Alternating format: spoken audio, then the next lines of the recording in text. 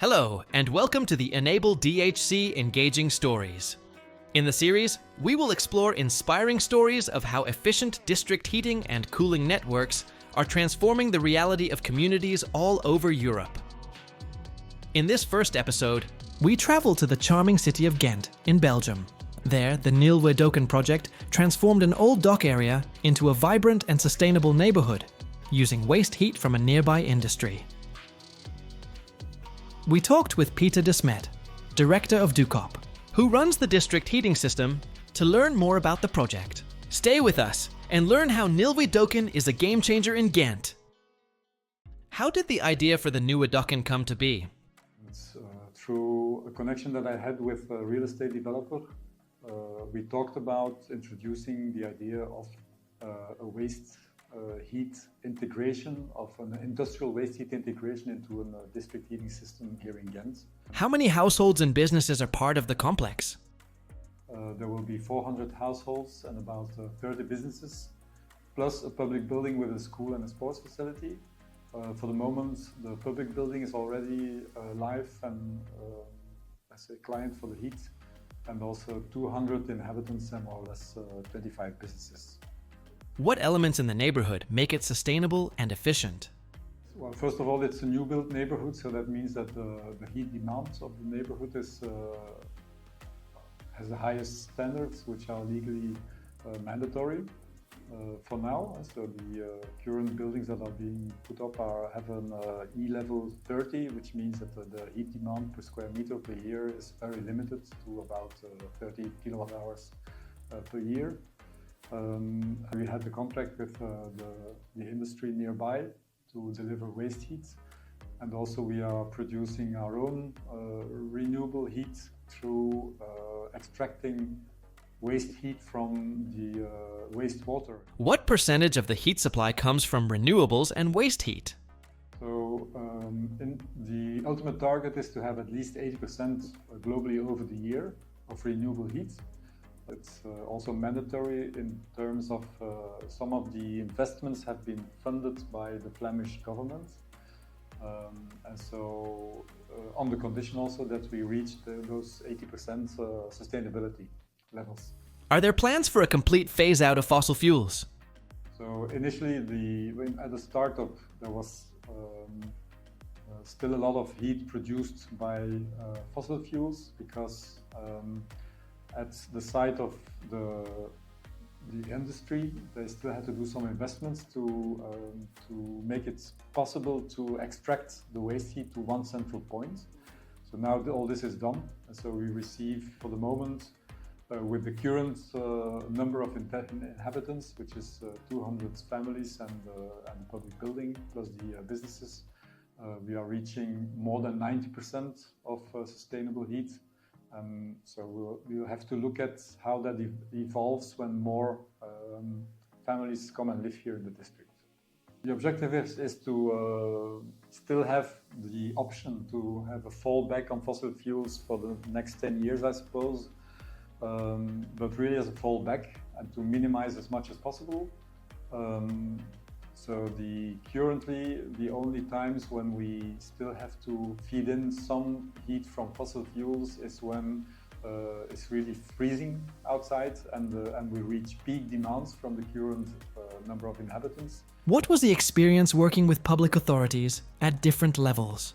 I think the district heating as a sector in Flanders for the moment there is very little regulation. But obviously, to make it economically viable, we depended partly on, let's say, support from the Flemish government. I think about, all in all, about 30 to 35% of the investment has been carried by subsidies from the Flemish government. The city of Ghent was important to have on our side for the project because we need to have, let's say, legal certainty for at least 50 years that we can keep those pipes in there. And so we had to come to an agreement with the city. So the only thing the city asks in return is not, we don't have to pay for it, but what they request is that the price setting mechanism for the heat that we sell has some conformity with the market. So the methodology for calculating the sales price has to be agreed by the city. If we change anything, they also have to agree to the change. How did a robust investment plan help transform the Nieuwe Dokken into a reality? Well, of course, there was a business plan developed before we started to come to conclusions or agreements with the real estate developer in particular, because we have an agreement on who pays for what is part of what people buy as a house, and what is part of, let's say, the assets that are being invested by the energy company. So all in all, the investment of the energy company for the district heating is approximately 3.5 million, or will be 3.5 million euro after completion. And so of this amount, there was, as I said, about 35% coming from subsidies from Flanders. What elements in creating a DHN made the project attractive for investors? Well, first of all, the investments that are, let's say, committed for this project are impact capital investors, which means that they are specifically looking for projects with a social added value. So obviously they also would like to get their money back with some profits, but there is no urgency. So we need to realize that the construction of a district, all in all, for 400 dwellings takes about 10 years, from the first euro that you invest up to the last of the 3.5 million.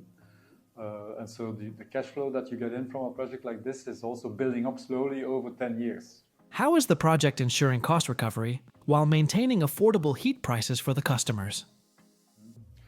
Yes, obviously the contract with the industry that we are taking waste heat from has been negotiated before the start of the project, so they are strictly committed to invoice a cost which is in the same line indexed with the market prices of natural gas.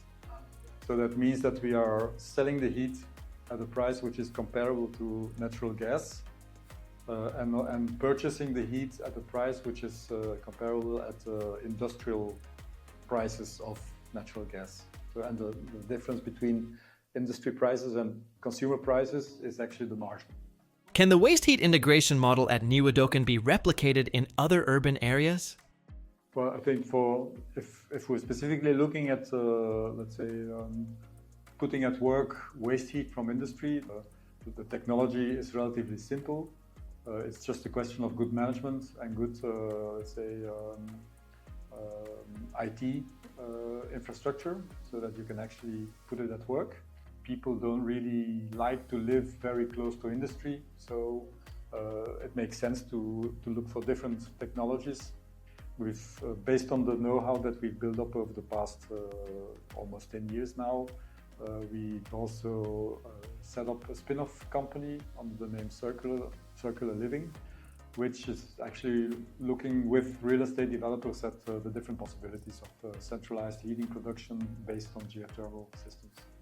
How has the public reception been to the Nieuwe Dokken project? I think the mere fact that we have created such a neighborhood with let's say, sustainability and circularity very high in the communication attracts people that are looking for an opportunity to live in a sustainable neighborhood. And they are our best ambassadors, because those people talk to their friends and families, and obviously they're proud of the impact of the neighborhood that they live in, that they reduce significantly their personal footprint on the planet and on the climate. So this generates communication, which is quite good, I think. Why is the decarbonization of heating in buildings key for meeting the EU's climate objectives? Yeah, I think in general, the figures are known about how much of the total CO2 emissions are coming from private dwellings.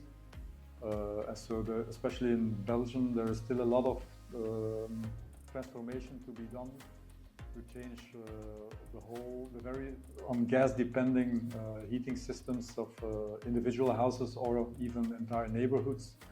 into electrification, so there is a lot of work to be done.